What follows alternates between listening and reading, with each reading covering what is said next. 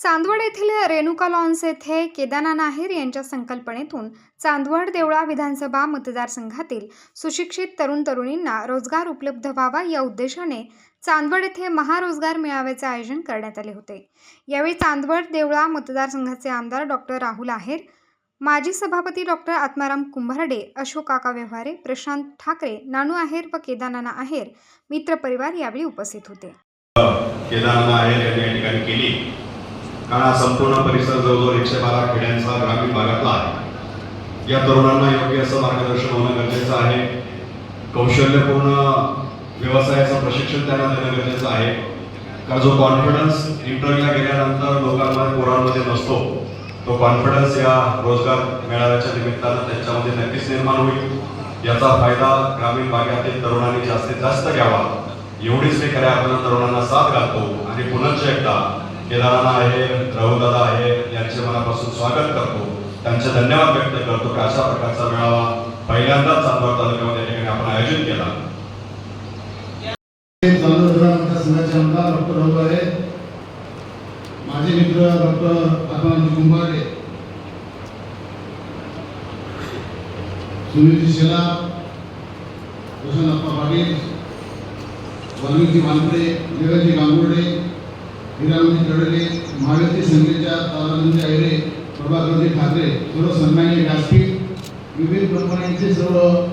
CO यांनी आणि उपस्थित असलेले सर्व विद्यार्थी, आज या ठिकाणी महारोजगार मेळाव्याच्या निमित्तानं काही तरुण शेतकऱ्यांच्या मुलांनी एक व्यथा माझ्याकडे मांडली की आम्हाला कुठल्याही कंपनीमध्ये अप्लाय करत असताना अनेक अडचणी येतात, माहिती होत नाहीत आणि त्याच्यामुळे तुम्ही जर असं एका ठिकाणी आम्हाला संधी उपलब्ध करून दिल्या दालनामध्ये, तर निश्चितपणानं आपल्या भागातील त्या ठिकाणी तरुण मुलांना नोकरीची संधी मिळेल। आणि मग मी वरिष्ठ अधिकाऱ्यांशी बोललो। त्याच्यानंतर विनोदजी पाटील आहेत, ते टॅलेंट कॉर्पचे कंपनीचे या ठिकाणी काम करतात, त्यांच्याशी मी संवाद साधला आणि त्यांनी सांगितलं की नाना, आपण अशा पद्धतीनं चांदवडला आपण जर घेतला मेळावा, तर चांदवड देवळा विधानसभा मतदारसंघातील तरुणांना आपल्याला रोजगाराची संधी उपलब्ध करून देता येईल, जेणेकरून हा ग्रामीण भाग जो आहे हा शेतकऱ्यांच्या मुलांना या ठिकाणी एक चांगलं व्यासपीठ तयार होईल। आज शेतकऱ्यांच्या मुलांसाठी लग्न होत नाही, नोकरी नाही, म्हणून त्यासाठी अनेक अडचणी तयार होतात आणि मग हे करत असताना अशावेळी नोकरी आपण जर जुन्या काळी बघितलं तर एक जण शेती करायचा आणि दुसरा नोकरीसाठी शहरामध्ये जात असायचा, त्यावेळेस त्या कुटुंबाला कधी हातभार लावा लागायचा। ज्या ठिकाणी शेतकऱ्यांना जर शेतीला पूरक व्यवसाय नसला, आज शेतीमालासाठी भावासाठी अनेक अडचणी येत असतात आणि हे करत असताना या ठिकाणी समाजा हिताच्या दृष्टिकोनातनं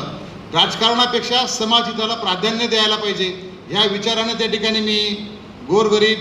होतकरू मुलांच्या या ठिकाणी त्यांना संधी मिळावी, त्याच्यासाठी ह्या महामेळाव्याचं या ठिकाणी आयोजन केलेलं आहे।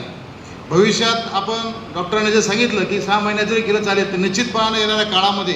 आजपर्यंत ज्या काही इव्हेंट केले असतील मी, यात सातत्य ठेवून आज ज्या ठिकाणी काही विद्यार्थ्यांना जे त्यांचं नाविन्यपणे किंवा त्यांना त्याच्यामुळे नोकरीची संधी मिळेल, पण जे राहिले असतील त्यांच्यासाठी पण काय करता येण्यासारखं आहे, त्यासाठी सुद्धा त्या ठिकाणी मी प्रामाणिकपणे या ठिकाणी प्रयत्न करणार आहे। येणाऱ्या काळामध्ये निश्चितच रोजगार ही भविष्यामध्ये सगळ्या तरुणांची संख्या दिवसेंदिवस जास्त होत चाललेली आहे आणि एक कुठेही फरगटलं न जाता त्या ठिकाणी तरुणांना एक नया दिशा द्यायचं काम, ती रोजगाराची असेल किंवा व्यवसायाची संधी असेल, या टॅलेंट कॉर्प सोल्युशन्स प्रायव्हेट लिमिटेडचे सर्व पदाधिकारी, ह्या महारोजगार मेळाव्यासाठी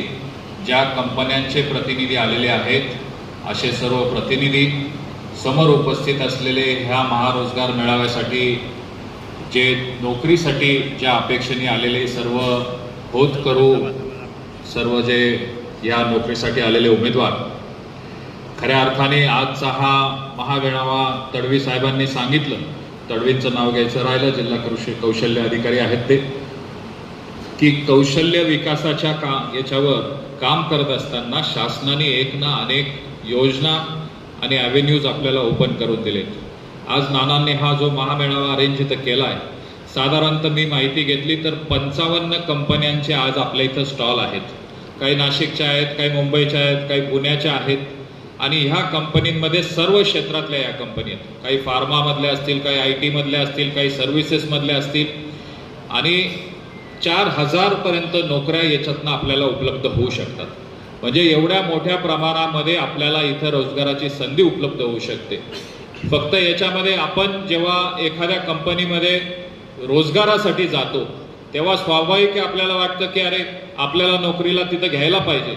पण त्याचबरोबर आपल्यामध्ये तेवढं कौशल्य आहे का हे कौशल्य पण आपण तपासून घ्यायला पाहिजे. ज्या पद्धतीने आज आपण ह्या अपेक्षेने इथं आलेलो आहोत की आपल्याला आज इथं लगेच आपली इंटरव्ह्यू होईल, आपली प्लेसमेंट होईल, बहुतांश आपल्या उमेदवारांची इथं प्लेसमेंट होईल. प्रशांत अप्पांनी सांगितलं तसं हा आपला फक्त औपचारिक उद्घाटनाचा कार्यक्रम आहे. हा मेळावा हा 9 ते 5 वाजेपर्यंत संध्याकाळी चालणार आहे आणि त्याच्यामुळे एक ना अनेक कंपन्यांकडे तुम्ही तुमची इंटरव्ह्यू देऊ शकता, तुमचा रेझ्यूम देऊ शकता. उत्तर महाराष्ट्र न्यूज नेटवर्कसाठी धनंजय पाटील, चांदवड.